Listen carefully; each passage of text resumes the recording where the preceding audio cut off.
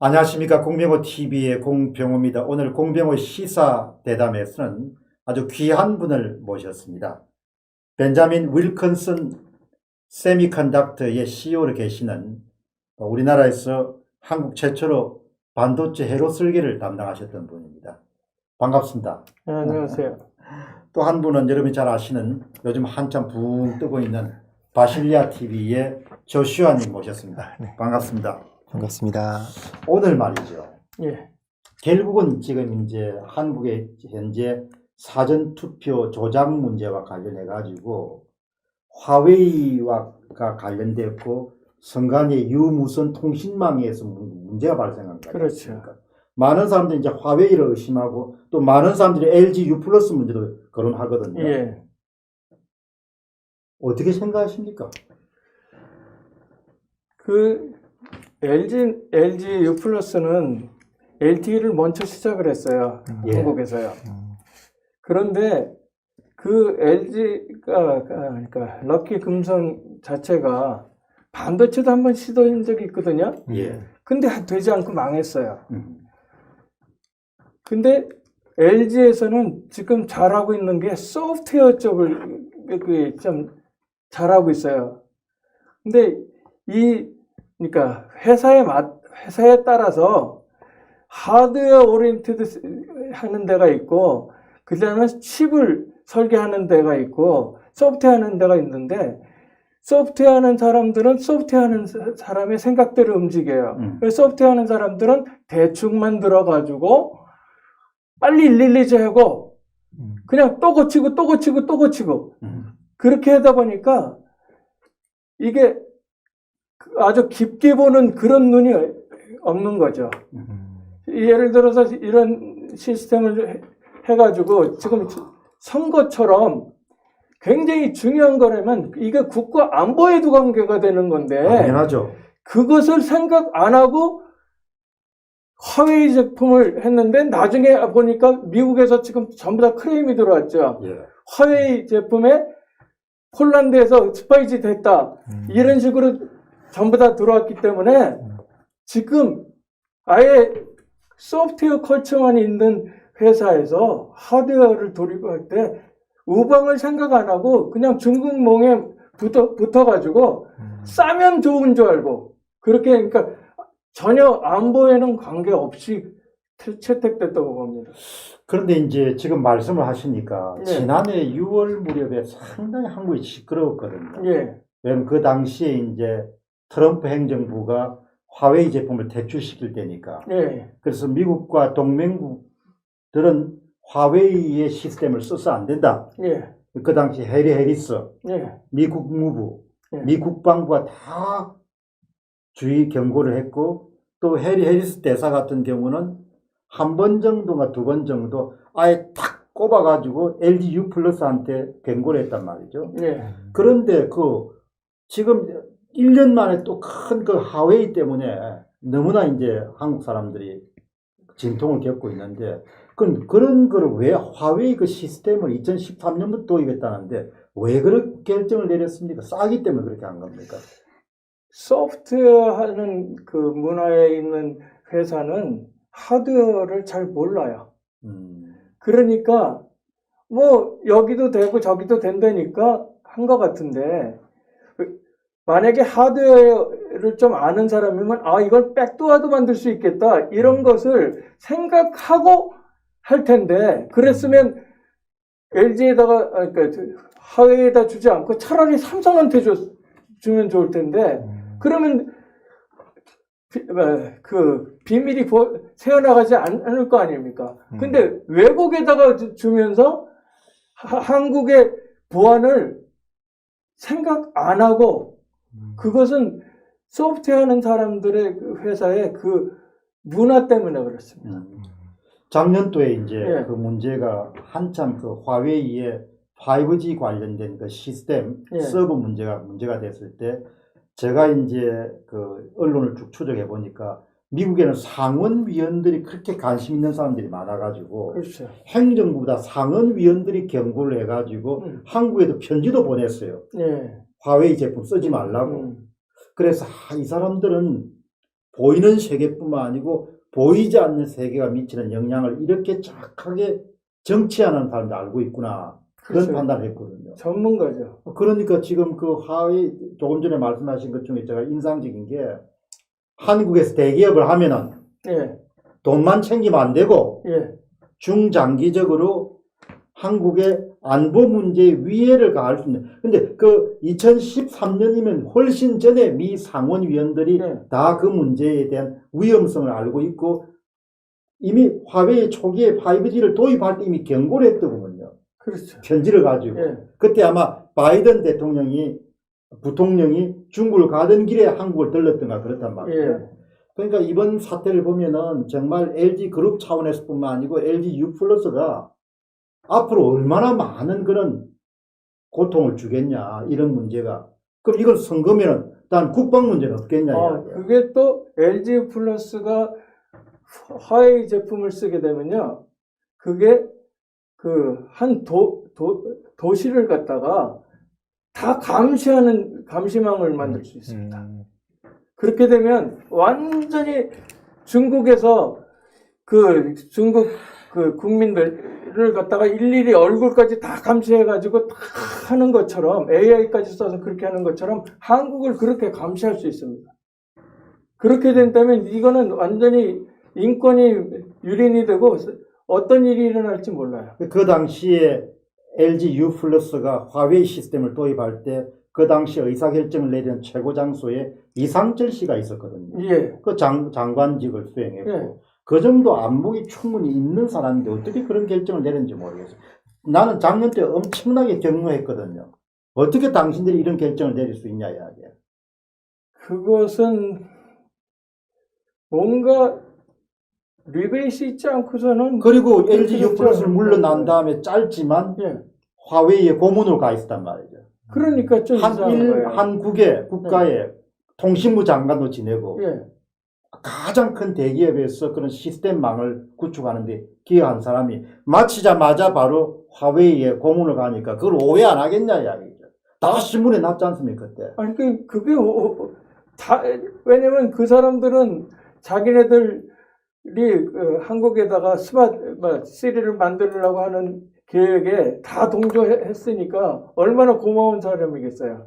그러니까 갔다가 고문으로 쓸 수밖에. 그런데 갖다 고문을 갔는데 이제 뭐 얼마 안 쓰고. 왜냐면 이제 자기네들이 필요한 정보 다 했으니까 더 이상 필요 없죠. 토사구팽 되는 거죠. 조슈아 씨한테 내가 한번 물어보고 싶은 건 있죠. 네네. 이제 어제 그 보여주신 그 일종의 비례대표 개표함. 네. 그 이제 개표 장소가 쭉 있고 그래서 네네. 이제 정보가 화웨이 전용선을 통해 가지고 네. 별도의 서버를 가고 또 하나는 중앙선거관리위원회 서버로 가는 그 해로도가 상당히 인상적이었거든요. 네네. 내가 하나 묻고 싶은 거는 일단 선거관리위원회가 누구와 함께 줄 건지를 이제 결정을 하는데 일단 LG U+가 단독 입찰을 했잖아요. 네. 단독 입찰을 했으면 내 개념은 네네. IT 관련된 단독 입찰을 했으면 뭐 예를 700억이다, 800억이다 이렇게 주면은 그 안에 시스템은 뭘 하고 그 다음에 또 뭐 개수기는 뭘 하고 이런 부분들을 다 LG U+ 도급받은 원 발주자가 다 주는 거죠. 네. 네. 통상 경우가 어떻습니까? 보통 그렇겠죠. 근데 저는 이제 이쪽 공학 분야 그리고 뭐 무선 통신이라든지 그런 부분은 뭐 자격증이라든지 이제 경험들이 있기 때문에 좀 설명해 드릴 수 있지만 그런 대기업과 하청업체 간의 관계 이런 부분에 대해서는 좀 잘 모르는 자영업이라서요. 아, 그런데 제가 이제 궁금한 거는 네네. 그게 이제 설계를 할 거 아닙니까? 네. 그런 이렇게 뭐 IT 분야도 설계자가 있을 거 아니에요. 네네. 그렇죠. 설계자가 있는데 그 설계자가 보낸 이메일 내에서 그런 가상 화웨이 시스템 네. 그거하고 어제 밝힌 거하고 너무나 유사한 거예요. 아, 네.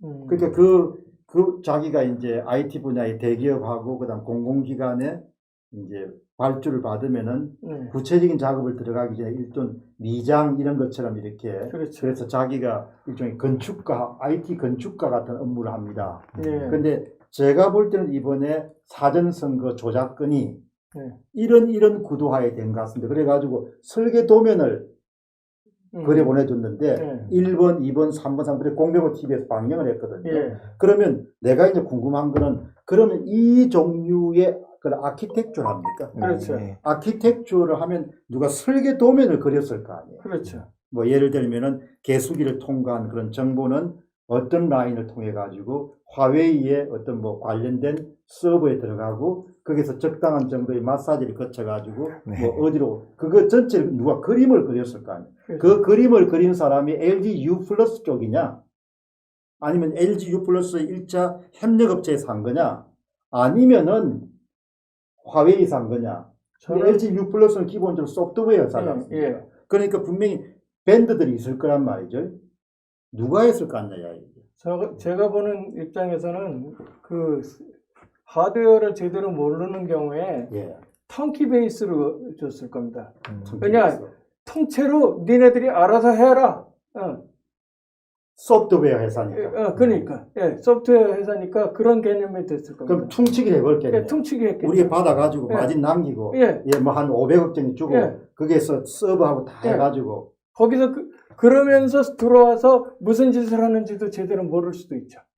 그래서 내가 궁금한 거는 이제 앞으로 전문가한테 물어보고 싶은 것은 그 설계도를 누가 그렸냐. 근데 지금 말씀하신 것처럼. 턴키 베이스로 해서 턴키 베이스로 화해에서 다 그렸다고. 그러니까 하드웨어에 아주 정통한 이쪽은 아키텍처, 기본적인 뭐 통신회사니까 예. 그걸 잘 모르니까 예. 그냥 도급은 받아가지고 예. 이윤 좀 남긴 다음에 그냥 그쪽 아키텍처를 넘겼으니까 통째로 그러니까 어제 그 위에 상부의 네네. 그림들은 지금 말씀 벤자민 사장님 말씀에 의하면은 네. 그거는 턴키 베이스로 하웨이가 받아가지고 네. 구체적으로 하는데 이제 요구를 하겠지. 네. 여기는 무슨 기계 쓰라, 음. 여기는 무슨 기계 쓰라 그렇게 했죠. 네. 그것도 그렇게 구체적으로 얘기를 못했을 겁니다. 모르니까. 왜냐하면 소프트웨어 회사이기 때문에 그런 구체적인 얘기는 못했을 겁니다.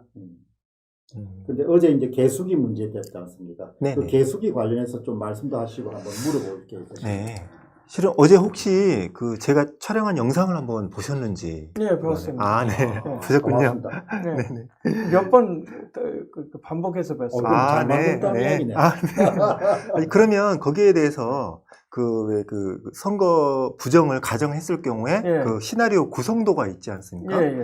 그 구성도에서 어떤 지금 일하고 계신 시스템 공학적인 측면에서 어떤 좀 혹시 어드바이스 해주실 부분이 있을지요? 지금 의혹이라. 예. 네. 지금 서버가 있었고 그게 네. 그 본투표에 대한 게 올라가는 그 집계해가지고 나중에 합치는 것까지 다 그렇죠. 하는 루트가 있고 네. 당일 그다음에 투표, 당일 투표가 있고 그다음에 한 가지는 사전 투표. 그러니까 개수기. 카운터. 네. 예. 카운터. 그러니까 카운터에서 빠져나가서 이렇게 바깥으로 돌아서 네. 갔다고 했는데 네. 네. 돌아갈 수도 있고 예. 네. 네. 그렇지 않으면 이쪽에 들어가는 라인에다가 네. 중간에 그 백도어를 써가지고 아하. 네. 거기에서 신호를 보내놓고 네. 그 다음에 거기서 처리할 때까지 레이턴시 그러니까 좀 지연해주면 돼요. 네. 그리고 나서는 계속적으로 돌아가니까 자국이 안 나요. 그러면 한번 정리합시다. 네. 여기 이제 그 장소가 있고, 네. 근데 어제 이제 만드신 거는 그 개수기에서 네네. 별도 라인을 통해 가지고 네. 화웨이의 서버를 통해 가지고 네. 조작팀을 통해 가지고 거기서 조작을 한 다음에 네. 다시 중앙선관위로 보내는 쪽으로 네. 그 이중 시스템을 했지 않습니까? 네. 당일은 바로 직접 중앙선관위로 올라가고. 근데 네네. 두 번째 말씀하신 걸 조금 설명해 보시죠. 그러니까 지금 현재 말씀하시는 거는 굳이 화웨이망을 통하지 않고서 기본적으로 연결되어 있는 전용선에 개수기와 그쪽 이제 그 컴퓨터죠. 일반 컴퓨터가 전용선과 연결돼서 선관위 서버로 데이터를 보낼 텐데 그 컴퓨터랑 연결해 가지고 이제 같은 전용선을 써서 데이터가 갈 수도 있다. 그렇죠. 네네. 그런데 화웨이가 예를 들어서 그 가는 중간에 인터셉트를 해가지고 네. 그걸 조작해서 다시 보내는 거죠. 네. 들어온 거를 그대로 보내는 게 아니라 네. 받아가지고 마사지 한 조작하는데 다음에. 조작하는데 그 정도의 조작하는 거는 네. 그 화웨이 백도어 들어가는 부분에다가 인테그레이션 하면 하고도 남아요. 요만한 칩 하나 하면 다 끝나요. 그렇게 뭐 별도 라인 하든지 그냥 같은 라인 가든지 별 관계 없다. 별 관계가 없어요. 중간에 들어가 가지고 예. 그냥 바꿔치기 하면 바꿔치기 끝나요. 해버리면 제 그냥 뭐 내 표당 한 표 빼앗는 거는 전혀 문제 없다. 전혀 이거죠. 없죠. 네. 그리고 그것을 그 창간인이 아무리 눈 뜨고 찾아도 그거는 찾아낼 수가 없어요. 네. 컴퓨터 아니 전자는 눈에 보이지도 않는데 그거를 찾겠다고요? 옛날에 아날로그식으로 옛날에 그냥 하던 그 선거 방법으로 거기에서 에러가 없나 그거 찾고 있으면 지금 디지털 시대에 그거는 전혀 얘기가 안 되는 거예요. 벤자민 사장님 말씀을 오늘 이 방송 보시는 분들에게 한번 제가 당부드리고 싶은 것은, 아니 우리가 열심히 다 그냥 개표 과정 열심히 했는데 무슨 소리 하는 거고 어디서 조작이 생긴 거고, 여러분 그 점을 대해서 또 우리나라의 뭐 보수 유튜브 중에서 내노라 하시는 분들, 학자들, 중앙언론, 지금 한 명도 그냥 중앙언론에 대해서 언급하지 않지 않습니까? 그런 분들은 지금도 절대 사전선거가 조작이 없었다고 생각하는 거예요. 제가 조작이 있었다고 100% 이야기 드리는 건 아니고, 그거는 오프라인, 우리가 서로 눈에 볼 수 있는 세계는 성실히 했죠, 한국 사람들이. 근데 우리 손을 떠난 거, 개수기를 떠난 정보라든지, 아니면 그냥 우리가 다 측정해서 기록해서 넘긴 그 정보는 사이버 세계에 돌아다니까 눈에 보이지 않지 않습니까? 그 두 세계를 구분하지 않으면은 이번에 사전선거의 조작 문제에 대해서는 끝까지 사전선거 조작됐다고 주장하는 사람들은 정신이 오락가락하거나 아니면 정신이 나갔거나 아니면 정신 진단을 받아야 될 사람이다, 이렇게 보는 거죠. 위에는 안 보이거든요. 지금 안 보이. 그 말씀이죠. 맞아요. 아니 근데 제가 갑자기 흥분 좀 해서. 그런데 예. 그러면 전자공학 하는 사람은 보이지 않은 걸 다 하고 있거든요. 예, 그렇죠. 디지털 공학 하는 사람도 CPU 만드는 사람도 CPU 속을 들여다보고 하는 게 아니에요. 그걸 다 개념적으로 해가지고 다 그 서킷을 만들고 프로그램을 만들고 돌리고 하는 건데, 그게 알고리즘을 하는데 그거는 논리적인 사고에서 시작된 거예요. 그러니까 논리적인 사고에서 시작되기 때문에 얼마든지 이래도 되고 저래도 되고 하는 건데, 그걸 다 무시하고 보이는 것만 중하게 여기겠다. 그거는 적어도 최소한 50년에서 100년 떨어진 사상이에요. 생각이에요. 사고방식이죠. 사고방식이죠. 예. 눈에 보이는 것만 가지고 어디 누가 투표함 갈지 않았냐, 어떻게 수천 명을 동원해가 전국에 투표함을 다 갈겠냐, 이런 종류의 이야기를 했어. 그거 없으면 그냥 사전선거 조작 없다, 이렇게 이야기하면 최소한 50년 보시는 거야, 100년 보시는 거야? 100년 정도. 100년. 예, 100년. 100년 뒤떨어진 거예요. 100년이면 뭐 구한말이나 아니면 조선조 가야겠네요. 왜냐면 한국은 알버트 아인슈타인이 독일에서 주입식 교육을 할 때 거기서 떨쳐나와서 스위스로 갔더니 그것을 탈피했어요. 그 당시에 독일도 주입식 교육하고 미국도 주입식 교육을 했는데 스위스는 지금식으로 교육을 했는데 한국은 아직도 주입식을 하고 있어요. 그러면 100년은 뒤진 거지. 논리적 사고가 안 되니까. 논리적 사고를 안 과학적 사고가 안 되니까. 과학적 사고를 안 합리적 사고가 안 되니까. 안 하죠. 그러니까 마치 기가 차. 거기에다가 또 동양사인의 그 사고가 분석적 사고가, 그러니까 서양인은 분석적 사고를 하는데 동양인은 총체적 사고를 해요. 그러니까 내가 딱 얼굴 쳐다보고 저 사람 기분 나쁘게 생겼어, 이렇게 하면 그냥 기분 나쁜 거야. 설명하려면 설명도 못해요. 사과가 뭐냐고 하면 사과가 뭔지도 설명을 못해. 그런 눈으로 투표하는 거를 보니까 자기의 머리에 안 맞으니까. 아니, 만약에 생각을 해보세요. 200~300년 전에 조선에서 핸드폰을 쓴다 그러면 미친놈이지. 예? 근데 쓰고 있잖아요.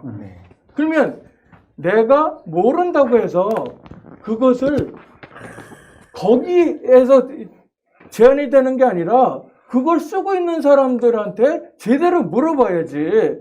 물어보지는 않고 국회의원이라고 돼가지고 그런 거는 제대로 안 물어보고 아니, 엉뚱한 지 머리 수준으로만 국정을 끌어나가려면 뭐가 되겠습니까? 지금 그 맹언을 하셨네요.